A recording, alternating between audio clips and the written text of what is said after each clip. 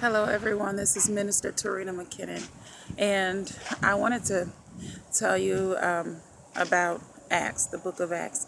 In the book of Acts, there is a man named Eutychus, and the Bible tells us that Eutychus was sitting in a window, and Paul was preaching. He was preaching to the people, and he had been preaching for a while, for a long time. It says into the night, and Eutychus was in the window as he was preaching, and Eutychus began to fall asleep. He fell asleep while he was sitting in that window, and he fell to the ground, and he fell 3 stories and was killed. Sometimes we get tired of hearing people talk about God. I know I post a lot on Facebook about God, so do several other people, but I can only speak for me. Unfortunately, we have a lot of people that don't want to hear so much about God, that yes, I believe in God, and yes, I go to church, but that's about it. I don't want to hear anything else. I don't want to see it all day, every day. And my question is, I want to know, for those people who get tired of hearing about God, seeing posts about God, things like that, my question is, what is their perception of heaven? In heaven, we will worship God.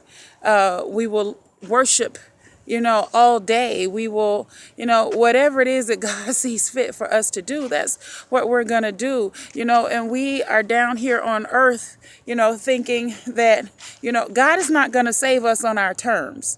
He is not. This is not a negotiation. God does not keep us in sin, or we apologize for our sin and we go on, but there is nothing else. We don't have to do anything. That is false. That's not true. That's not realistic. That's not how it works. We have to give an account for everything that we do. So yes, sometimes, and let me say this, every day is not a day where everybody wants to. There's days that I don't feel like praying. There's days where I don't feel like worshiping. There's days when I get down and depressed, or I get down and feel like I just leave me alone and let me be.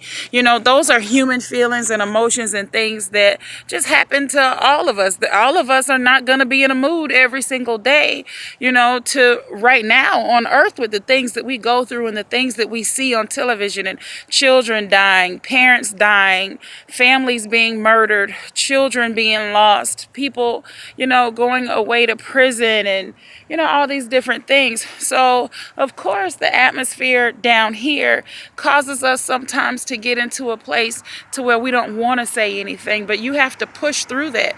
You have to push through that. You have to keep going. And yes, you have to give God all the honor and the glory and the praise in spite of everything that you're going through, in spite of, and say, you know what, Lord, yes, I'm going through this, but you're still good. Yes, Lord, I'm going through that, but you're still worthy. Yes, Lord, I'm going through that, but Lord, I honor you.